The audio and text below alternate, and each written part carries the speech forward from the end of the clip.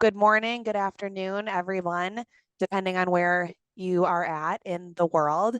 Welcome to our first webinar. This is the evolution of outsourcing. Today, we're going to be giving kind of a holistic overview. We'll be going over the landscape of outsourcing, some key concepts such as types of services, full service outsourcing models, and then also addressing some common challenges in outsourcing. So I'm really happy that you all are here. I'm Susannah Blexrud. I am the Director of Growth and Revenue for FGC Plus. I've been in sales and account management for just about 10 years. 4 of those have been with FGC Plus, and I absolutely love it. Love what I do. I handle relationships with all prospective clients all the way through contract negotiations. And I am joined today by my wonderful friend and colleague, Mr. Jacob Bloom. I'll let him introduce himself quickly. Thank you, Susanna, and hello, everyone. I'm absolutely thrilled to welcome you to our very first webinar here at FGC Plus. I'm Jacob Bloom, Vice President of Client Services here at FGC Plus, and it's my pleasure to kick off today's session and guide you through the exciting topics we have in store.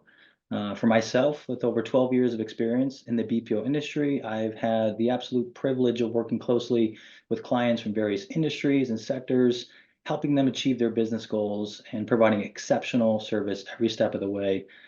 Here at FGC Plus, we pride ourselves on delivering tailored solutions to meet our clients' unique needs, and I'm passionate about ensuring that every interaction with our team exceeds expectations. Jacob is our absolute jack of all trades. We're very, very happy to have him on the team and to have him helping me out with this webinar today. So I think we're just going to jump right in. I want to get into defining the current landscape of outsourcing. So Jacob, can you provide a pretty concise definition of outsourcing and why it's become such a crucial aspect of business operations? Yeah, absolutely. Outsourcing, I'd say in essence, is just the practice of contracting out certain business functions or processes to external parties rather than handling them in-house. I'd say that outsourcing, really isn't a new strategy or tactic that businesses are now using, but I'd certainly say it's become more accessible to smaller or growing companies. Yeah, I would echo that. It's definitely a misconception that I hear as well that smaller businesses think that outsourcing is only for those like large companies. Yeah, absolutely. And outsourcing can certainly play a vital, role in business operations today. And many factors kind of come to mind. First, outsourcing allows companies to really focus on their core competencies by delegating non-core activities to, their outsourcing partners.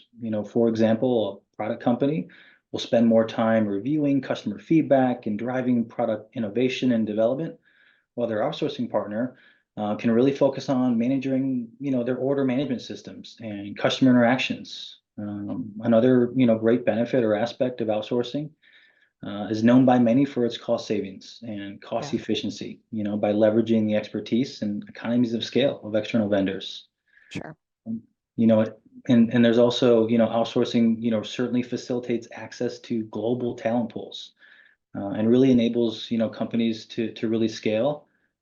You might be a US based company, however, you might have a global product with a need to offer additional language support, such as Oh, Spanish, French, or Vietnamese, anything like that. yeah, it's a Um, great point.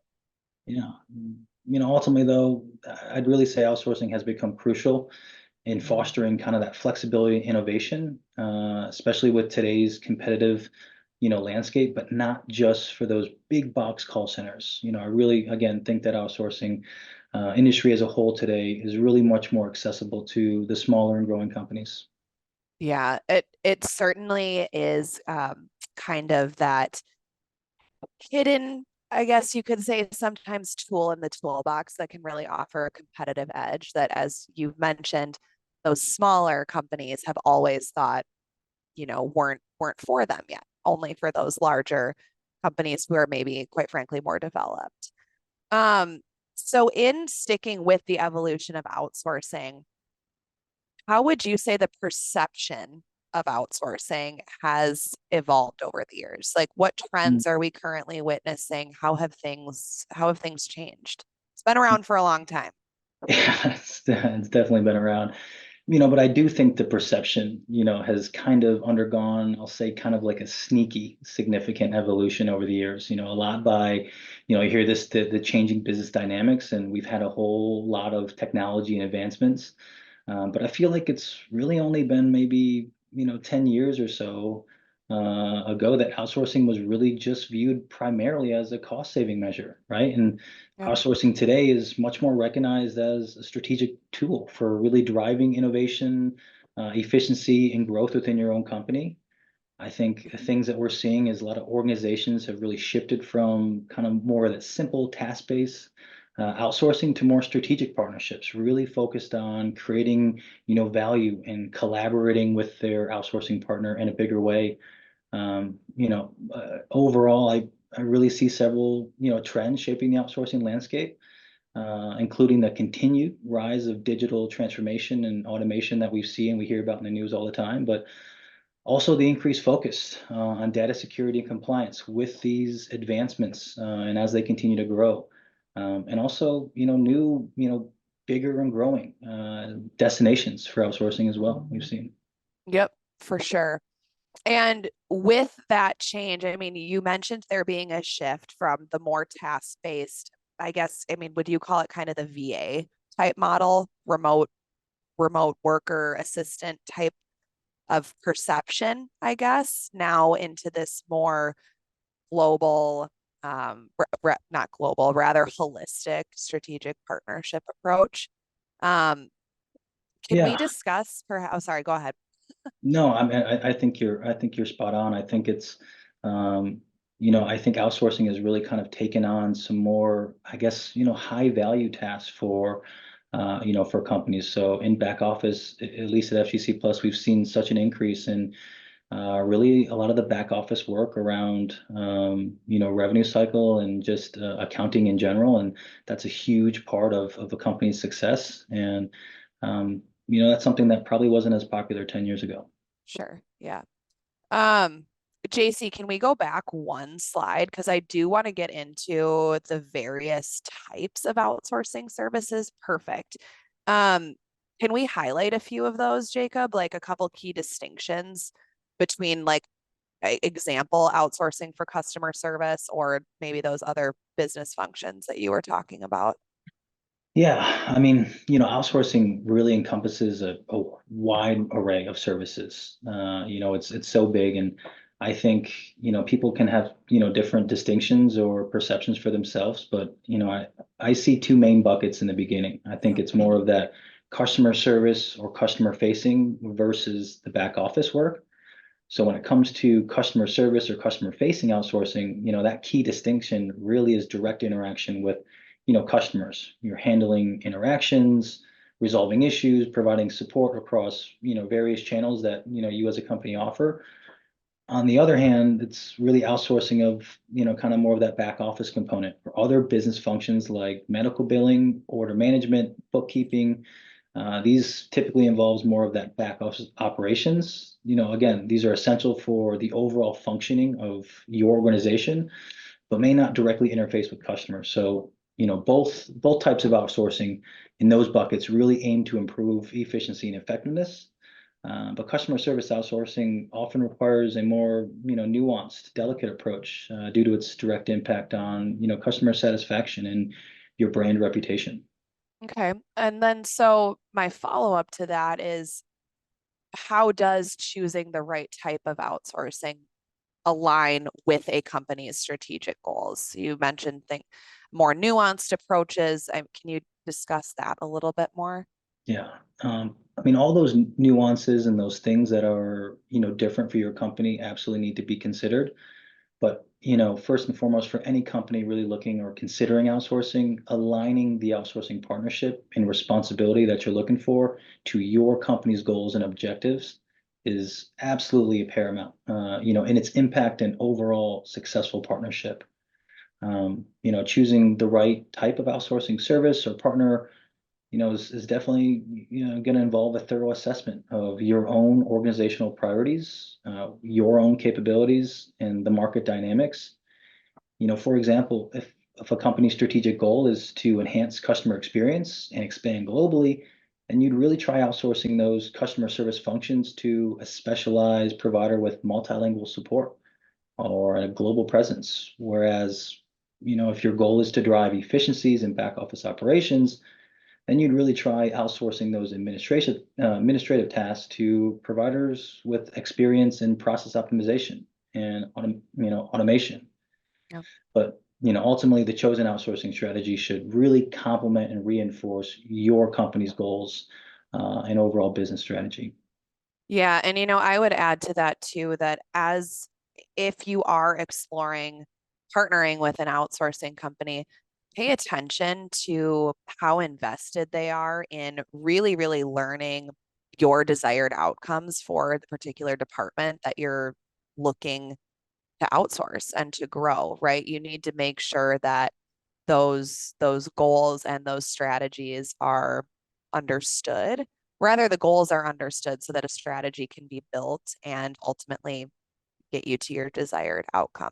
If the outsourcing partner doesn't fully understand that, then, you know, kind of a waste of time, wouldn't you say, Jacob? Absolutely, and I think a lot of that stuff, is it's so important. Sometimes it just goes overlooked, but just being Yeah. conscious of that and making sure that you have clear, you have clarity on your own organizational goals and objectives, Yeah. and really making sure that your outsourcing partner can support you with those. And would Absolutely. you maybe not agree, Jacob, that as we particularly start speaking with prospective clients, you'd be really surprised at how many business leaders are actually not super aligned, internally on what their goals are for particular departments. So that's kind of a fun part of what Jacob and I do as well, is helping, our clients really dig deep and get really clear on what those desired outcomes are.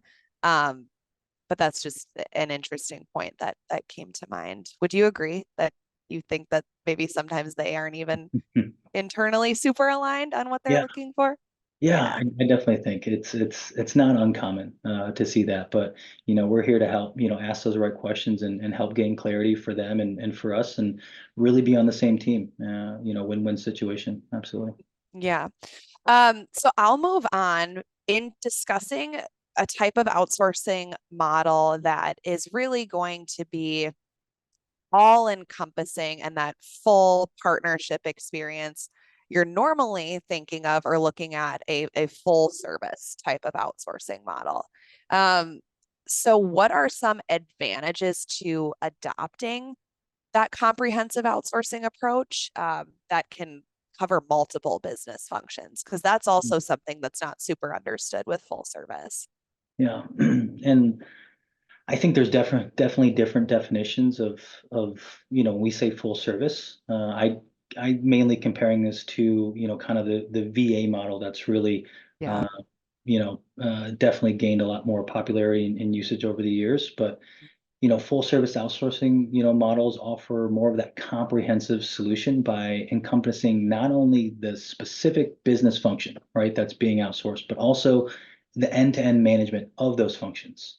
And for a lot of times, I really think the end-to-end management is overlooked. So Yes. this Yes. includes a lot of responsibilities, right? Like recruiting, hiring, training, supervision, and personnel and performance management, in addition to that specific business function really being outsourced.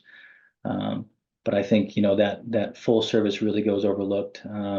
But having that full service delivery, it's going to further, offload, that burden of administrative tasks, and again, allows organizations to really focus their internal resources on their core business activities, really that creativity for them, thereby really increasing their own, efficiency as a company.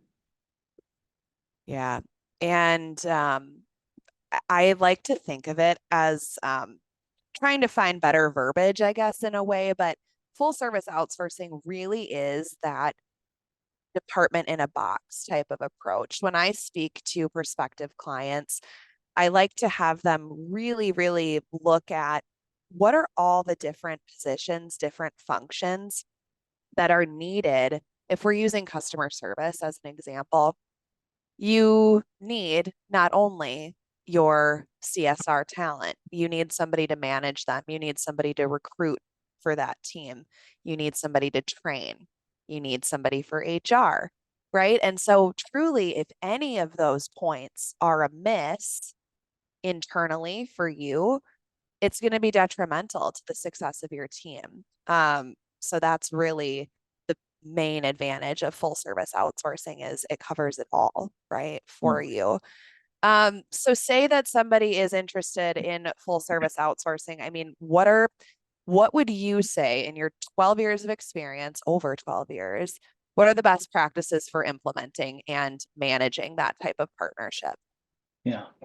Um, first I'd say it's really crucial, to establish clear and detailed service level agreements that really outline performance expectations, quality standards, and even escalation procedures for each, function or role being outsourced.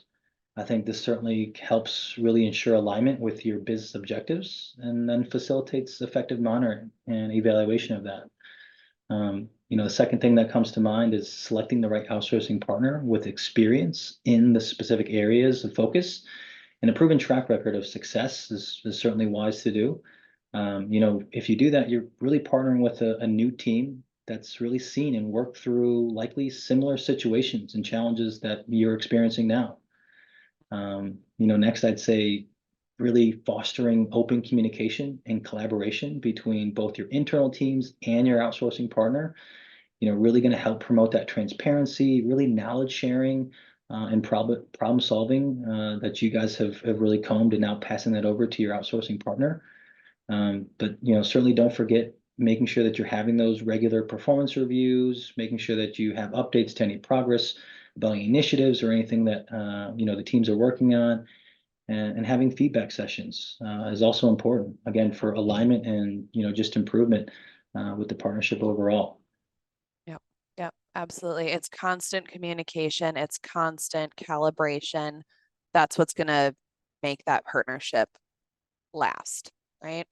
Yeah, definitely. Um, so switching gears a little bit, I mean, we've got best practices. Now, maybe we talk about some challenges or common concerns, obstacles with outsourcing. So a company is entering a new outsourcing partnership. What are some things that can come up and how can companies kind of navigate these challenges? Yeah. Well, I mean, outsourcing presents, a whole lot of benefits, but it also comes with its fair share of challenges, that companies, really got to be aware of. I think at least some of the common ones that, clients or prospects have raised, coming in, data security, confidentiality is certainly one that stands out really, now, especially if your first time outsourcing, you now are entrusting this sensitive information to a third party vendor. So if not properly managed, that can certainly pose its own risks. Um, I'd certainly say another would be cultural differences. Language barriers can also impact communication and collaboration, particularly in those, kind of global outsourcing arrangements. One that, kind of stands out and again, a little sneaky is just time management and time commitment for you and for Yeah. yourself, for your teams, Yep. right? Hmm. So I Hmm. think Hmm. it's, common that people, might just think, hey, I'm just going to tell my outsourcing partner what I want and just kind of expect it, just to show up. And, there may not be any existing knowledge base or training material for your outsourcing partner. And now they're really having to create everything from scratch, which is totally fine. And we do that for a lot of our clients, but it's really as you as a company really make the time to kind of provide feedback and just make sure that the knowledge base, the training that's being developed by your outsourcing partner, again, is aligned with how you do things and with your brand voice as well. Yeah. Um, I guess for the last one, Jacob, I mean, can you leave us with any specific strategies or tools that you would recommend for kind of mitigating these risks above that you mentioned. Put the people at ease. What can we go into a Yeah. partnership with right away? Having these tools, tricks, strategies in the back of our mind. Yeah, I think it first starts what we talked about earlier is really just know your own, company's goals and objectives and what you're trying to achieve and what help you may need in order to achieve those. But, once you've done that, it's really then conducting really a thorough due diligence, risk assessment during your vendor selection process. It's really going to help identify things up front that don't align with where you want to go or what help you need. Um, it's again important to mention that implementing those kind of robust contracts with clearly defined service levels, performance metrics, um, is certainly going to help provide you that solid foundation. So you have that alignment with your vendor.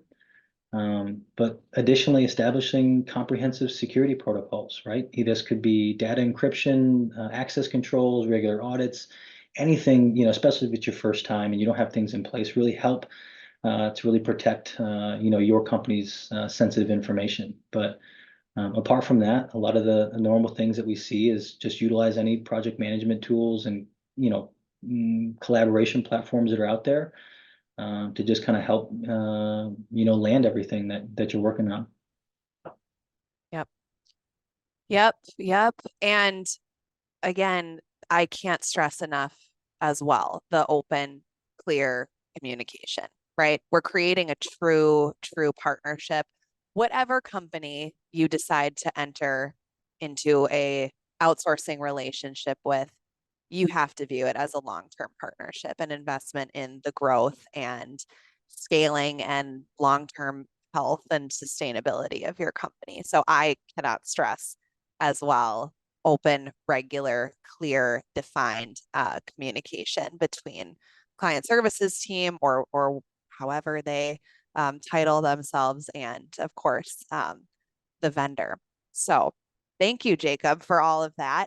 We have a couple minutes left, and I think that we've got some FAQs that have come in. If anybody on right now has any questions for us, Jacob and I have a few minutes. We'd love to answer some questions for you, but I do see a couple that have come in. Jacob, I'm sure you can see them as well. Yeah. So this is a good one. What types of roles do companies usually outsource? Do you want to take that one or do you want me to? Yeah, sure. Okay. I think it can really vary. It can really depend. At least in my experience, I'd say the majority of roles are some type of customer service role. This Yeah. can be, whether it's phone, email, chat, social media, or, all those channels.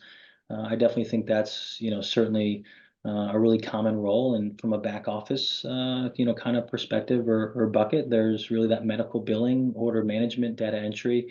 I think a lot of those are really common roles that we see come through.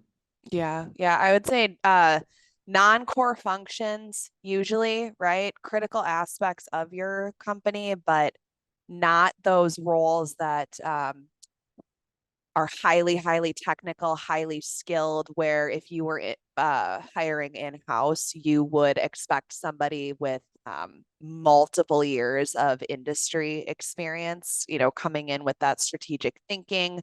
Um, that's generally not going to be a role that you'll want to outsource. Usually those roles aren't very scalable as well. So you just wouldn't see the full benefit there. Mhm. I've got one that says, what does it look like to get started with? So what does it look like to get started with FGC Plus? So if you are interested in potentially partnering with FGC Plus, just reach out to us. You can reach out to me. You can, if you're watching the recording, you can reply to the email that this recording comes from. Um, First step is you and I will just get on a call and we'll kind of go through an assessment of your current department. Where are you looking to take that department, that function? What are some current challenges that you're having with either particular um, that particular talent, right? Or even if you're having recruitment training issues, anything like that. So as mentioned before, we have those strategy alignment calls to really figure out if we're going to be able to help get you to where you need to be. That's definitely the first step. Of course, when you decide to work with us, there are multiple calls after that with Jacob and our operations team um, to hammer out all those details. But absolutely reach out to me and we can get a call scheduled and see how we can help. Um, do I get to pick my talent or is there talent readily available? Do you want to take that one, Jacob? Yeah, sure. Yeah, well, I think first things first, we'd obviously want to align with you on the job responsibility and just any experience, education, certifications that's really need for this role. But let's say we've done all that. Then our recruiting team would go out there and source and recruit and go through hiring. In the beginning of our partnership relationship, we'd certainly encourage clients to participate in the final interview of our candidate selection until we, really feel like, we're fully calibrated with our client partner. But yeah, certainly in the beginning, we would encourage you guys to be involved and really kind of, pick your talent in the beginning. Absolutely. Yeah, we recruit based off of the unique needs of our clients, right? So like we mentioned, we've been around since 2011. We have access to a very rich talent pool, just in the Philippines in general. So we really want to source that perfect talent for you. And as Jacob mentioned, the first initial phase of the sourcing process or hiring, we would love for you to be involved in that final candidate selection to ensure that there's alignment, right? That we are on the same page in terms of what you're looking for that particular role. And then the idea is that as you scale that team, we can handle all of the recruitment, screening, interviews and candidate selection for you going forward.